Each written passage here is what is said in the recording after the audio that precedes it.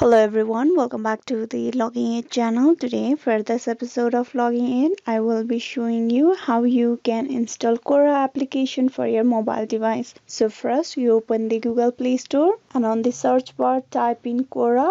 Tap on search. You can see the application on the very first. Now you just need to tap on install just beside it and you wait for the application to be fully installed. Quora is an American social question and answer website based in Mountain View. It is a place to gain and share knowledge. It's a platform to ask questions and connect with people who contribute unique insight and quality answers. Now the application has been fully installed. You just need to tap on open and with that you have successfully install the Quora application for your mobile device. Hope this video was useful. Please like and subscribe the Logging It channel and also don't forget to click on bell icon for the notification and updates. Thank you.